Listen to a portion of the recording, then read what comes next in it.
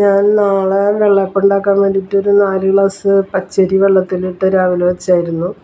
അപ്പോൾ അത് കുതിർന്ന് വന്നിട്ടുണ്ട്. ഇനി എനിക്കത് ബേക്കിംഗ് സോഡ അല്ലെങ്കിൽ ഈസ്റ്റൊന്നും ചേർക്കാതെയാണ് വെള്ളയപ്പം ഉണ്ടാക്കണത്.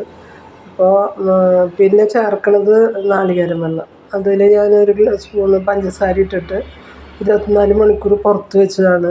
പിന്നെ അതിന് ശേഷം ഞാൻ ഫ്രിഡ്ജിലെടുത്ത് വെച്ചു. അപ്പോൾ അത് ചേർക്കുക. പിന്നെ ഒരു നാളികേരം ചേർക്കുന്നുണ്ട്. 4 ഗ്ലാസ് ഉണ്ടല്ലോ, അപ്പോൾ ഒരു നാളികേരം. പിന്നെ 3 പ്രാവശ്യമായിട്ട് ഓരോ പിടി ചോറ് ഞാൻ ചേർക്കുന്നുണ്ട് അരിക്കപ്പം. അപ്പോൾ അതൊരു 1.5 കപ്പ് ചോറുണ്ടാവും, 1.5 കഷ്ടി ചോറുണ്ടാവും കപ്പ്. അപ്പോൾ അത്രയും ചോറ് ചേർക്കുന്നുണ്ട്. ഇതാണ് ഇപ്പോൾ എനിക്ക് ചേർക്കുന്നത്. അപ്പോൾ ഒരു 3 ട്രിപ്പായിട്ട് എനിക്ക് അടിക്കേണ്ടി വരും. കാരണം എന്താ വെച്ചാൽ എൻ്റെ ജാറ് അത്ര വലിപ്പമില്ല. അപ്പോൾ അതുകൊണ്ട് 3 ട്രിപ്പായിട്ട് അടിച്ചെടുക്കാം. അപ്പോൾ ആദ്യത്തെ ട്രിപ്പ് ഞാനിപ്പോൾ ചോറും നാളികേരവും അരിയും എടുത്തിട്ടുണ്ട്. ഇനി അത് നമുക്ക് അടിച്ചിട്ട് വരാം. ഈ വെള്ളമാണ് ഒഴിക്കുന്നത്, നാളികേരം വെള്ളമാണ് ഒഴിക്കുന്നത്. അത് ഒരു പ്രാവശ്യത്തേക്ക് തന്നെ ഉണ്ടാവുള്ളൂ.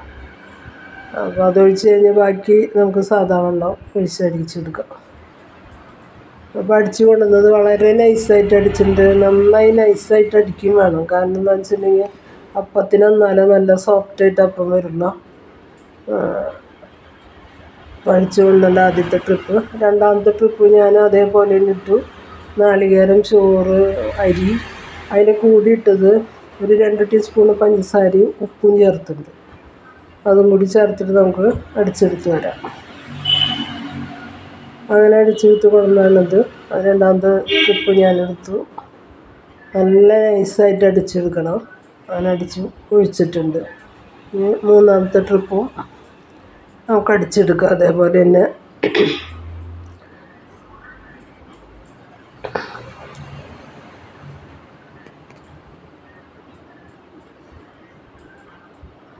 നമ്മൾ മൂന്നാമത്തെ ട്രിപ്പ് ഞാൻ ഒഴിച്ചിട്ടുണ്ട്. അപ്പോൾ ഇനി അത് നന്നായി കൈ കൊണ്ട് നമ്മൾ ഇളക്കണം. വേറെ തവിയോ അങ്ങനെയൊന്നും ഉപയോഗിക്കില്ല. കൈ കൊണ്ട് തന്നെ ചെയ്യുന്നതാണ് അതിൻ്റെത്. ഇപ്പോൾ തന്നെ അതിൻ്റെ കുമിളകൾ കണ്ട, അത് ഭയങ്കര ഇതാണ്. ഒരു കള്ളിൻ്റെ ഇഫക്റ്റാണ് അതിന്. അതുകൊണ്ടാണ് അതിൽ ശരിക്കും പറഞ്ഞാൽ നമ്മൾ പിന്നെ വേറെ ഒന്നും ചേർക്കണ്ട. നല്ല അപ്പമായിട്ട് നാളെ ഉണ്ടാവും. ഞാൻ ഉണ്ടാക്കാറുള്ളതാണ്, കാണിച്ചിട്ടുണ്ട് ഞാൻ മുന്നേ. ഞാൻ ഉണ്ടാക്കണം, എൻ്റെ അപ്പം ഒന്ന് കാണിക്കണമെന്ന് മാത്രം.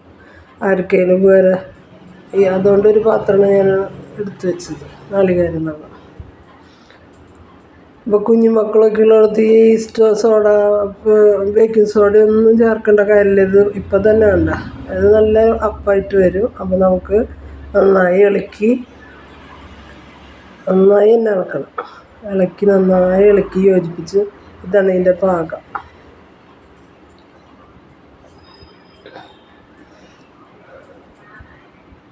ഇളക്കി യോജിപ്പിച്ച് നമുക്ക് എടുത്ത് വയ്ക്കാം. നാളെ രാവിലെ നമുക്ക്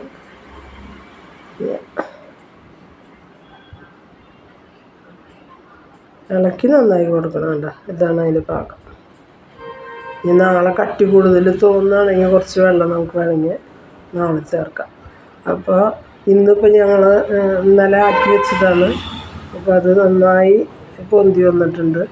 നമുക്ക് എന്താ നല്ല പാകമായിട്ട് വന്നിട്ടുണ്ട്. ഒന്നും ചേർക്കണ്ട, ഈസ്റ്റും ചേർക്കണ്ട, ഒന്നും ചേർക്കണ്ട. നല്ല അപ്പമായിട്ട് വരും. കുറച്ച് പഞ്ചസാര ചേർക്കണം കേട്ടോ. അത് നല്ല 2 ടേബിൾ സ്പൂണല്ല ഞാൻ ചേർത്തായിരുന്നു. സ്പൂണെന്നാണ് പറഞ്ഞതെന്ന് തോന്നുന്നു. ടേബിൾ സ്പൂണ് ചേർക്കുക. അപ്പോൾ ആ പുളി അതിനൊരു ഇതായിട്ട് വരും.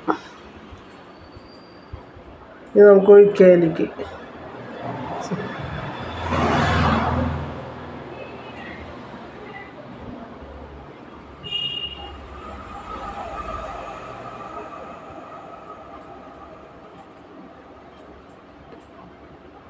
അപ്പോൾ നല്ല ഹോളുകളുള്ള അപ്പമായിട്ട് വന്നിട്ടുണ്ട്.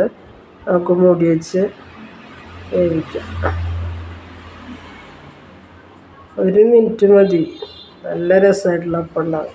എല്ലാ ഹോളുകൾ വരണണ്ട, ഒരു കുഴപ്പമില്ല. ഈസ്റ്റും വേണ്ട, ബേക്കിംഗ് സോഡയും വേണ്ട, ഒന്നും വേണ്ട. നല്ല അപ്പമാണ്. മൂടി വെച്ച് വേവിക്കും. നല്ല അങ്ങനെ ഉണ്ടാക്കിയെടുത്താണ് അപ്പം. നല്ല ടേസ്റ്റിയായ അപ്പമാണ്. അപ്പോൾ അതിന് വേണ്ടിയിട്ട് ഇനി സോഡക്കാരോ ഒന്നും അന്വേഷിക്കാൻ പോകണ്ട.